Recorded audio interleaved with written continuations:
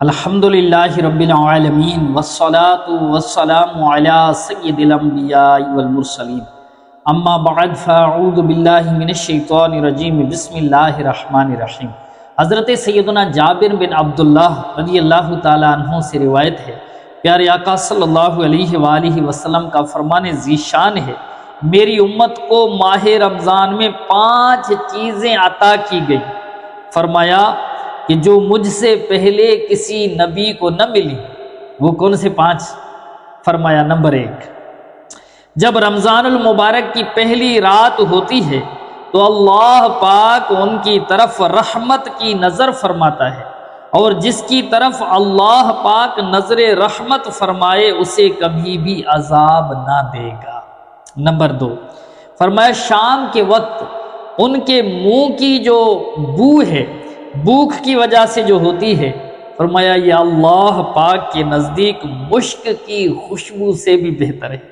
اور نمبر 3، فرمایا فرشتے ہر رات اور دن ان کے لیے مغفرت کی دعائیں کرتے رہتے ہیں۔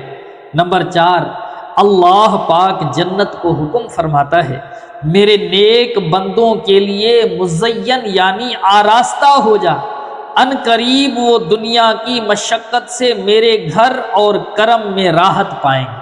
اور نمبر 5، فرمایا جب ماہ رمضان کی آخری رات آتی ہے تو اللہ پاک سب کی مغفرت فرما دیتا ہے۔ قوم میں سے ایک شخص کھڑا ہوا اور عرض کی، یا رسول اللہ صلی اللہ علیہ وسلم، کیا وہ آخری رات لیلۃ القدر کی رات ہے؟ ارشاد فرمایا نہیں، کیا تم نہیں دیکھتے کہ مزدور جب اپنے مکانوں سے فارغ، اپنے کاموں سے فارغ ہو جاتے ہیں تو انہیں اجرت دی جاتی ہے۔ سبحان اللہ۔ حضرت سیدنا ابو ہریرہ رضی اللہ تعالیٰ عنہ سے مروی ہے، حضور پر نور شافع یوم النشور صلی اللہ علیہ وسلم کا فرمان پر سرور ہے، اور یہ مسلم شریف کی حدیث ہے۔ فرمایا 5 نمازیں اور جمعہ اگلے جمعے تک اور ماہ رمضان اگلے ماہ رمضان تک کے گناہوں کا کفارہ ہے، جب تک کہ کبیرہ گناہوں سے بچا جائے۔ تو پیارے اور محترم اسلامی بھائیوں، پیارے پیارے آقا صلی اللہ علیہ وسلم کا ایک اور فرمان خوشبودار ہے۔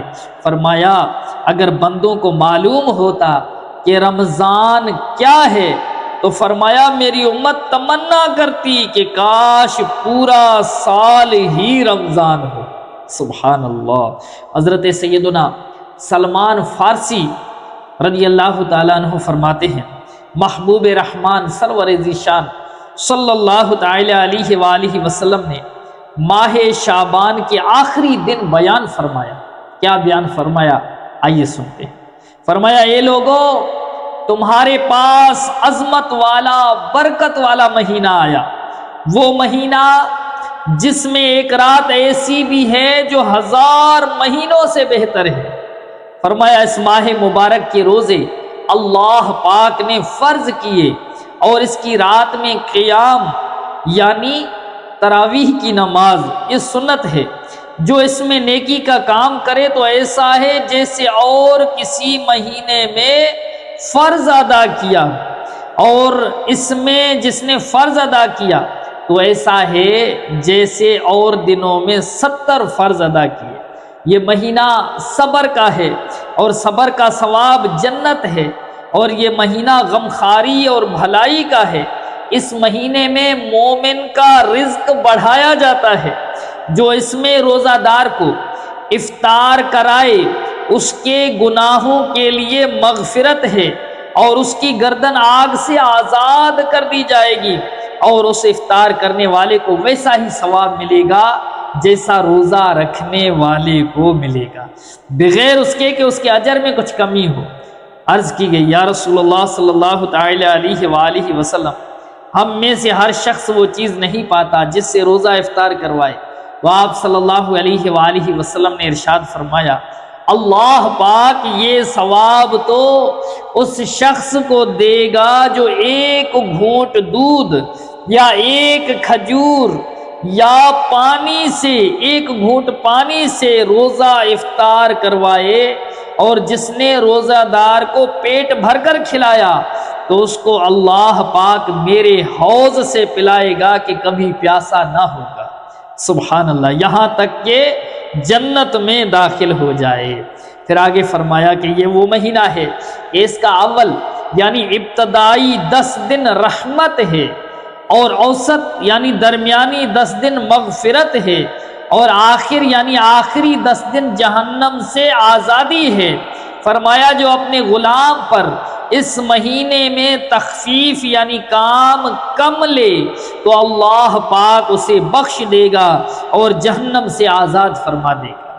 اس مہینے میں 4 باتوں کی کثرت کرو، یہ پیارے آقا صلی اللہ علیہ وسلم کی حدیث ہے۔ 4 باتوں کی کثرت کرو، ان میں سے 2 ایسی ہیں جن کے ذریعے تم اپنے رب کو راضی کرو گے، اور بقیہ 2 سے تمہیں بے نیازی نہیں، بس وہ 2 باتیں جن کے ذریعے تم اپنے رب کو راضی کرو گے۔ فرمایا وہ یہ ہیں، نمبر 1 لا الہ الا اللہ، لا الہ الا اللہ کی گواہی دینا، اور نمبر 2 استغفار کرنا یعنی استغفار پڑھنا۔ جبکہ وہ 2 باتیں جن سے تمہیں غنا یعنی بے نیازی نہیں، وہ یہ ہیں اللہ پاک سے جنت طلب کرنا، اور نمبر 2 جہنم سے اللہ پاک کی پناہ طلب کرنا۔ تو پیارے اور محترم اسلامی بھائیوں اور اسلامی بہنوں، ابھی جو حدیث پاک بیان کی گئی اس میں ماہ رمضان کی رحمتوں، برکتوں اور عظمتوں کا خوب تذکرہ ہے۔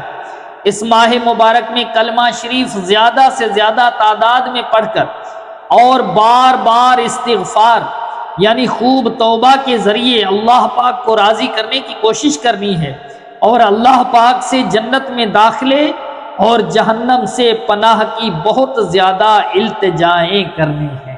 تو یہ 4 کام بھی ہم نے یاد کرنا ہے۔ ایک جو افضل ذکر ہے لا الہ الا اللہ، اس کی کثرت کیجیے، اور دوسرا فرمایا استغفار۔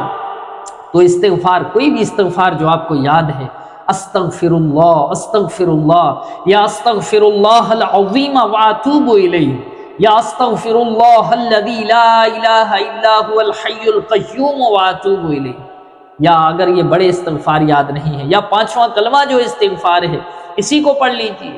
اگر یہ بھی یاد نہیں ہے تو صرف استغفر اللہ، یا اللہم اغفر لی، یا رب اغفر لی۔ مطلب یہ کہ جتنا ہو سکے اس میں توبہ و استغفار کیا جائے، اور اللہ جل شانہ کی پاک بارگاہ میں جہنم سے آزادی کی دعائیں مانگی جائیں، التجائیں کی جائیں، اور جنت میں داخلے کی دعا کی جائے۔